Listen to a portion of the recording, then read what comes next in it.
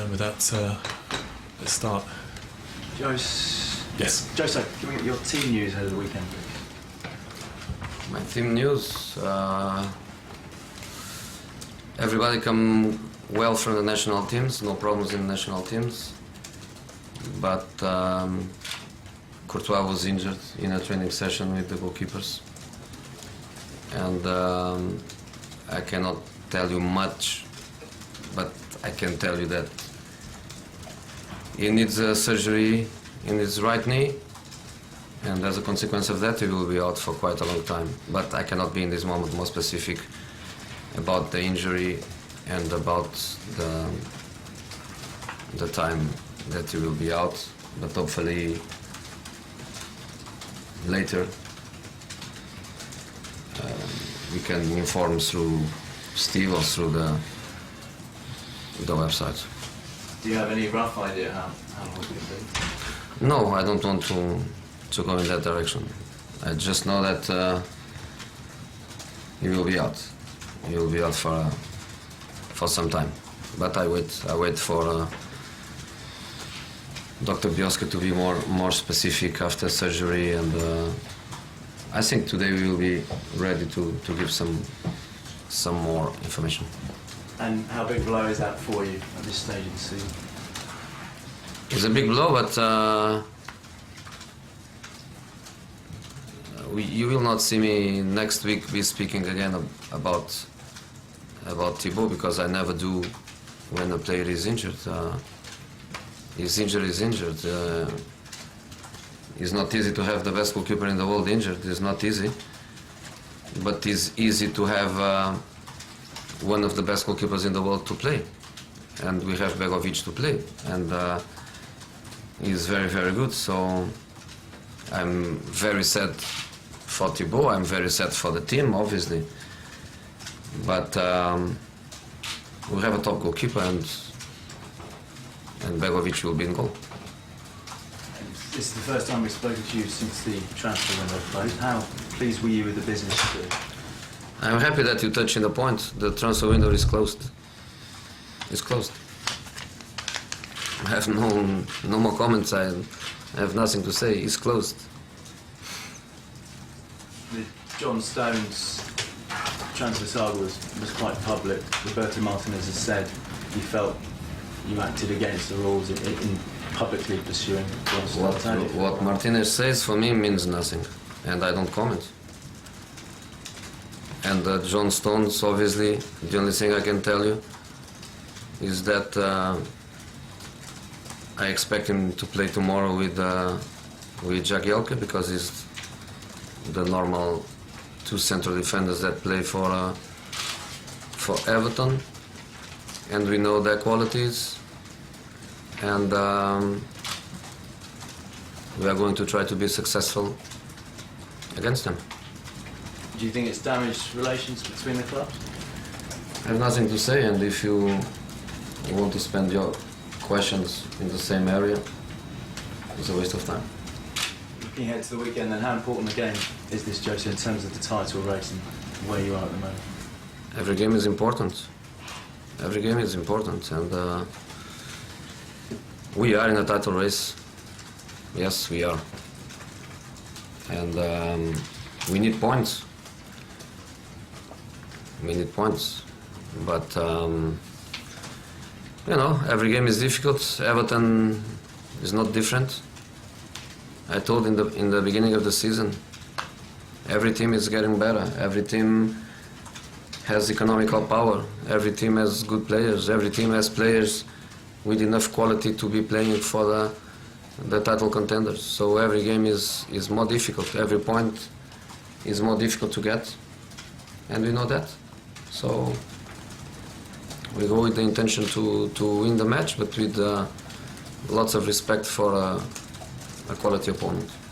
Just asking about Eva Pinera, is she back in the dugout this weekend? Could we see her soon, do you know? It's not something we can comment on. It's an internal staffing matter. Okay. Jonathan. With Thibaut, when did it happen, and can you tell us what actually happened? Happened 2 days ago. So today is Friday, happened Wednesday. And how it happened or what happened? You've had plenty of time to reflect on that, the defeat against Palace. Have you come up with ideas why you started the season as you have? Yes. I have some ideas. Can you share them? No. The only thing I can share is that in every match we played better than the result. Every result we got was less than we did to get a better result. Even against West Bromwich, where we won, the 3-2 victory looks a very, very, very tight match, and it wasn't. The result should be completely different. And I say the same in the defeats against City and Palace, and against the draw against Swansea. Circumstances of the match gave us results worse than the performance. So I'm positive. You said after the Palace game that a number of players were underperforming. Why do you think that is? Has that surprised you? You can say both ways. The team is underperforming because some players are underperforming, or some players are underperforming and because of that the team is underperforming. But we are strong, we are together. I believe in them, they believe in me. So we are positive. Has it been a frustration that you've had the international break now because you've done with a couple of weeks with the players, or going away fresh in the month? I would prefer to play immediately. I would prefer to work and play, but at the same time gave me time to think, to analyze, to watch our matches, to prepare Everton, to prepare Maccabi Tel Aviv. So I used my time. Didn't go on holidays, I used my time. And on the Everton game, will you shake hands with the Everton manager before the game? Do you think that's important? I'm just interested whether you will or not. I don't think it's important. Okay, Matt, go on. How is Oscar Jose? He was injured leading up into the international break. Almost there. So will he be in the squad this weekend? He's not there. No. What about next Wednesday? Will he be in contention then? Next Wednesday, next weekend. Okay. And there's a suggestion that Roman Abramovich was here today. Can you tell us if he was, and if so, if you've spoken to him about being here? Do you think I have to speak with the owner about the owner coming to his club? So you haven't spoken to him today? That's my problem.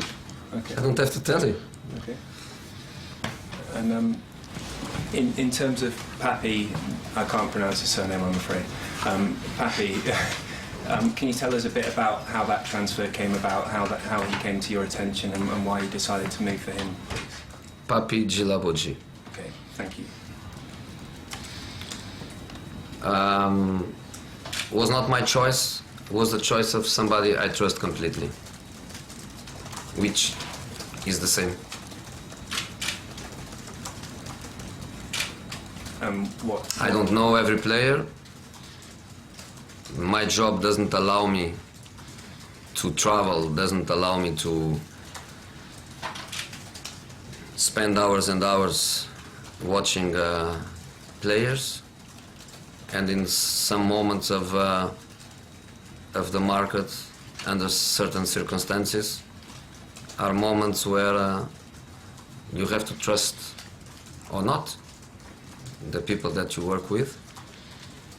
In my case, I trust because the same person that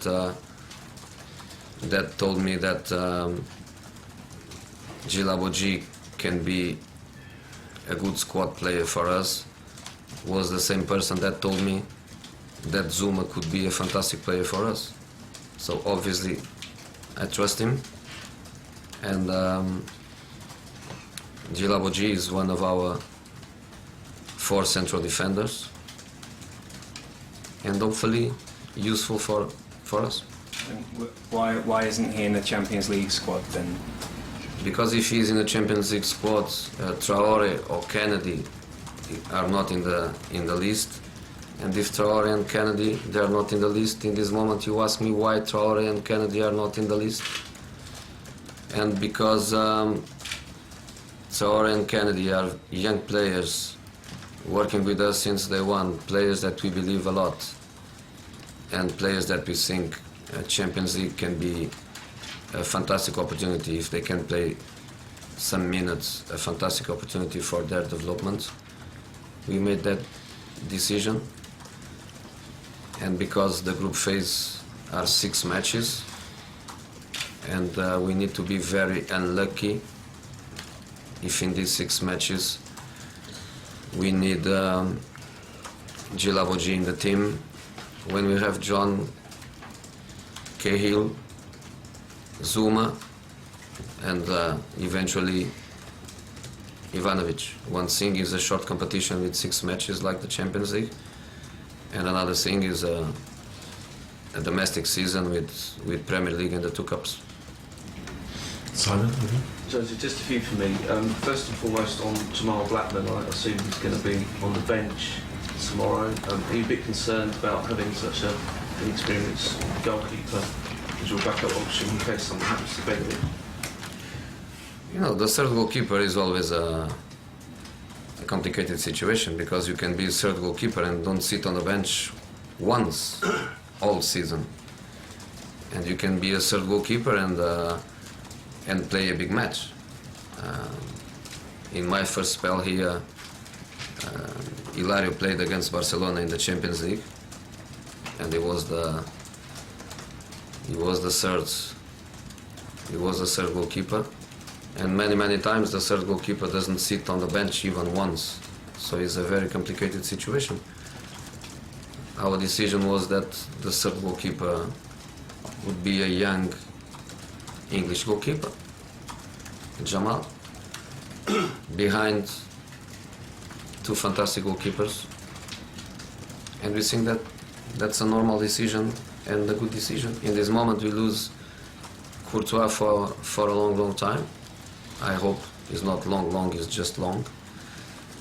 But and now Jamal becomes the second. Is he ready though? If you've had misfortune before, like you said, when Petter and Carlo were both ruled out against Reading many years back.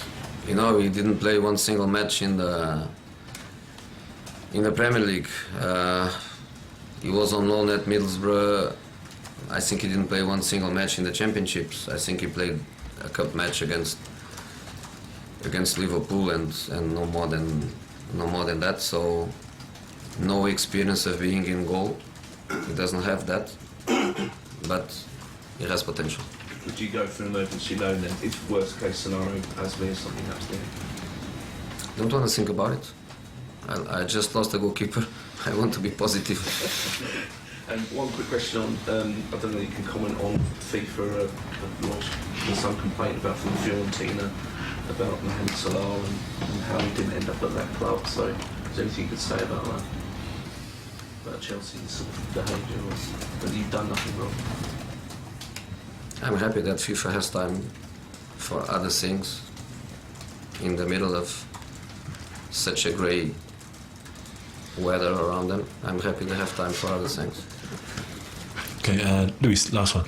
Jose, hi. What do you think about the level of Falcao at the moment, and if there is any possibility that he makes part of the initial 11 in any match? Of course he has. Of course. When a player is on the bench and is coming in every game, because he's coming in every game that we play, he's a player that is there. The difference between be on the bench and play is not a big distance to be in the starting lineup. So yes, he works hard, he works very professionally every day. So yes, he can start the game for sure.